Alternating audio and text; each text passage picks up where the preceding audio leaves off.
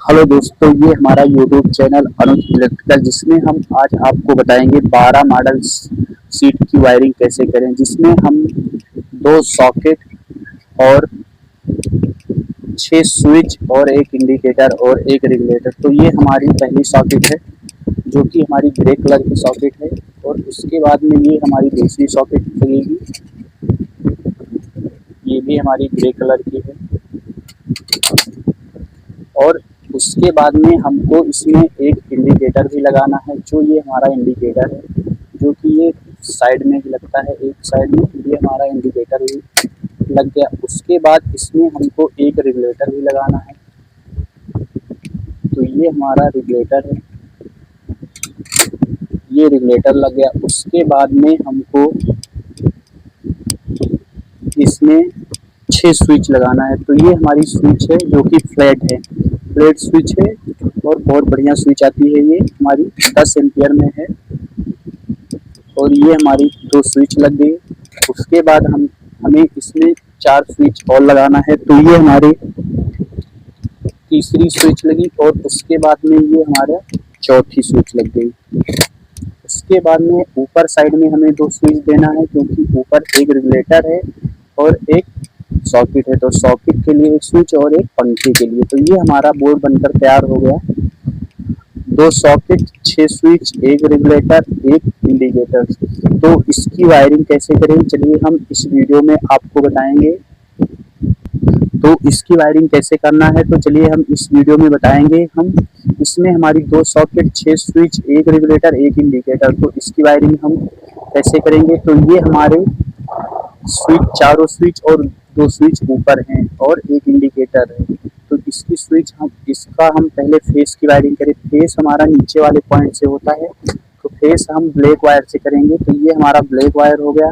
तो नीचे चारों स्विच की लूपिंग बना लेंगे, चारों स्विच का वायर कट करके, चारों स्विच के बराबर वायर कट करके हम कटर से ऐसे काट के इसमें नीचे वाले पॉइंट पे हमें देना है। तो ये हमने वायर काट लिया और अब हम इसको नीचे वाले पॉइंट पर लगाएंगे। तो नीचे वाले पॉइंट पर हम पहले इसके जो पेज ढीले हैं, उसे जो टाइट हो उनको हम ढीला कर लेंगे। तो ये हमारे कुछ पेज ढीले थे, तो हमने उनको सही कर लिया। उसके बाद में अब हम चारों स्विच को एक दूसरे से कनेक्ट कर दिया। उसके बाद चारों स्विच को हम पेचकस से सही से टाइट कर लेंगे। तो ये हमारे स्विच, चारों स्विच सही से टाइट करने के बाद हम ऊपर हमारी 2 स्विच है, उनको भी हम इसी वक्त टाइट कर लेंगे। तो ये हमारा इतना वायर कट करके तो हम दोनों स्विच को कनेक्ट कर देंगे एक दूसरे में। तो ये हमारा वायर कट किया। वायर कट करने के बाद हम स्विच के नीचे वाले पॉइंट को ढीला करेंगे। ढीला करने के बाद हम इसको लूपिंग बनाएंगे। लूपिंग बनाने के बाद हम दोनों स्विच को सही से टाइट कर देंगे और एक स्विच को हम नहीं टाइट करेंगे, इसको ढीला ही रहने देंगे, क्योंकि इसमें हमें इंडिकेटर का एक पॉइंट देना है। तो इंडिकेटर का हम एक पॉइंट यहीं से इसमें भी दे देंगे, क्योंकि एक पॉइंट इंडिकेटर का भी फेस में लगता है। तो ये हमारा इंडिकेटर का फेस में लग गया। तो फेस में लगने के बाद इंडिकेटर का हमने भी टाइट कर दिया। उसके बाद ये हमारा वायर हो गया रेगुलेटर का। रेगुलेटर का एक वायर जो होता है स्विच के ऊपर वाले पॉइंट में लगता है, और दूसरा वायर जो पंखा का ऊपर से आता है उसमें लगता है, और एक वायर जो पंखा का बचता है इधर सॉकेट में लगाना है। तो ये हमारा बन गया। उसके बाद हम न्यूट्रल की वायरिंग करेंगे। न्यूट्रल की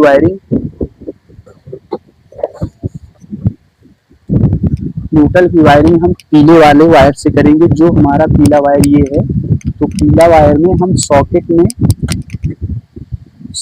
नियन पॉइंट पे जो होता है वही उसी को न्यूट्रल पॉइंट बोलते हैं। तो ये हमारा न्यूट्रल पॉइंट हो गया।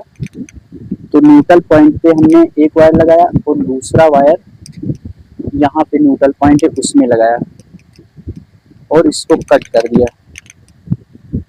कट करने के बाद हम इसमें न्यूट्रल में इसको जोड़ दिया।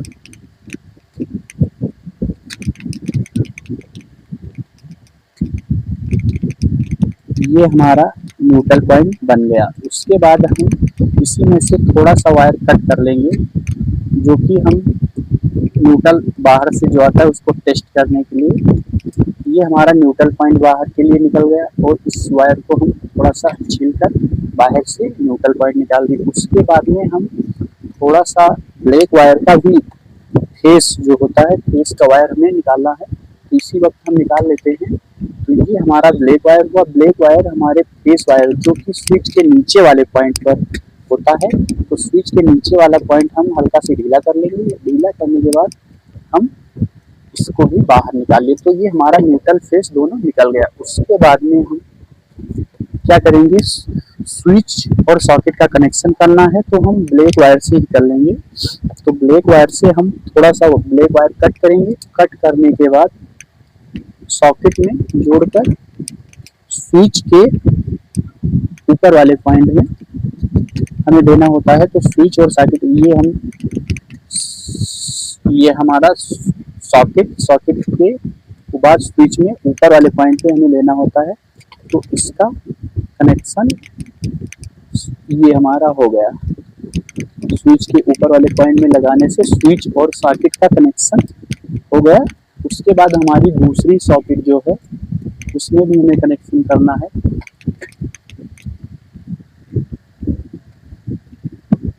तो पहले हम इसको भी इसी तरह से ढीला कर लेंगे। उसके बाद में स्विच के ऊपर वाले पॉइंट पे हम इसको देंगे। तो ये हमारा स्विच के ऊपर वाला पॉइंट है, ये इस पे।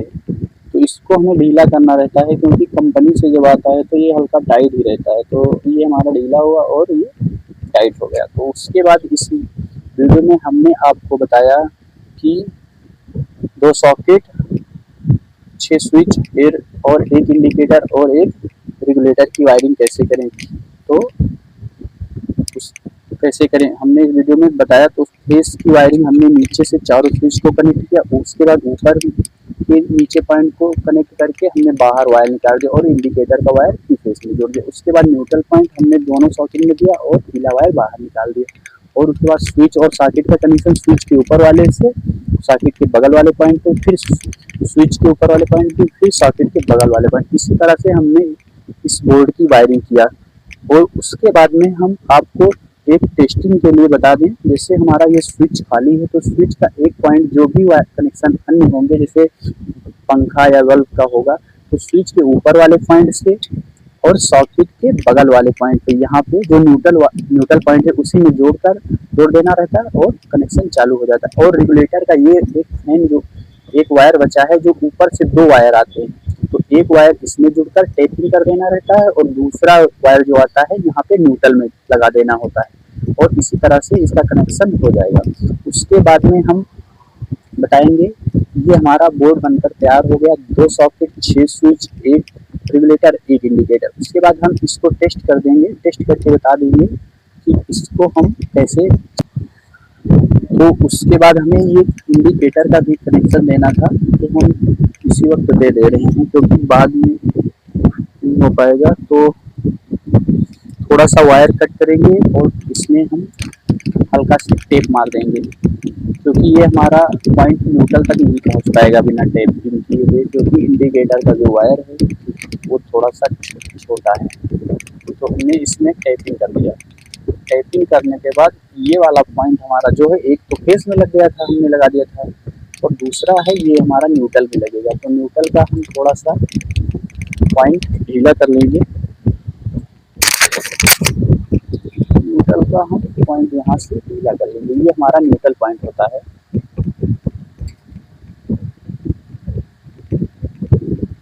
तो ये हमारा न्यूट्रल पॉइंट हुआ। तो न्यूट्रल पॉइंट में हम इसको टाइट कर देंगे।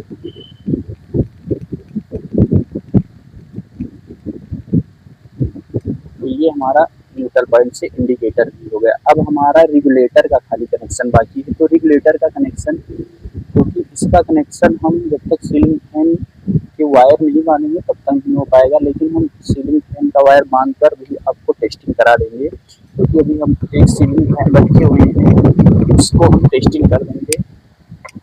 ये हमारा सीलिंग तो ये हमारा सीलिंग फैन हो गया, इसमें ये हमारे 2 वायर होते हैं। तो बहुत लोग कंफ्यूज हो जाते हैं कि इसका कनेक्शन कैसे करें। तो पहले हम इस वायर को कटर के द्वारा हम काट लेंगे। तो कटर से हम इसको कट करके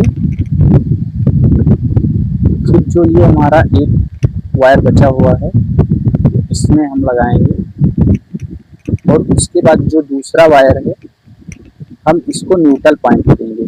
तो ये हमारा जो पीला वायर है ये न्यूट्रल पॉइंट होता है हमारा, इसको हमने न्यूट्रल बनाया था। तो हम इसको ढीला करेंगे और उसके बाद इसका वायर कनेक्ट करेंगे।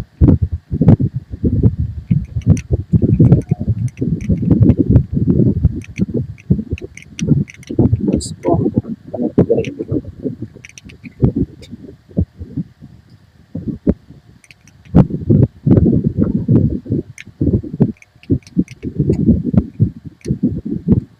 तो ये हमारा न्यूट्रल पॉइंट में सीलिंग फैन कनेक्ट हो गया।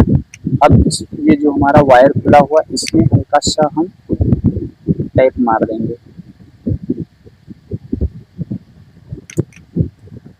ये हम इसमें टैपिंग कर दिए क्योंकि इससे टैपिंग होता है। तो ये हमारा पंखे का भी कनेक्शन हो गया। तो उसके बाद में पंखे का भी कनेक्शन हो गया। उसके बाद में हम यहाँ से इसको जोड़ दिए कंडेंसर सीलिंग फैन को। उसके बाद सीलिंग फैन का एक जो रेगुलेटर का 2 वायर था, एक वायर में हमने डायरेक्ट सीलिंग फैन का जो 2 वायर था जोड़ दिया, एक दूसरा वायर हमने न्यूट्रल पॉइंट पे दे दिया, और जो रेगुलेटर का एक वायर बचा था स्विच के ऊपर वाले पॉइंट में कर दिया। उसके बाद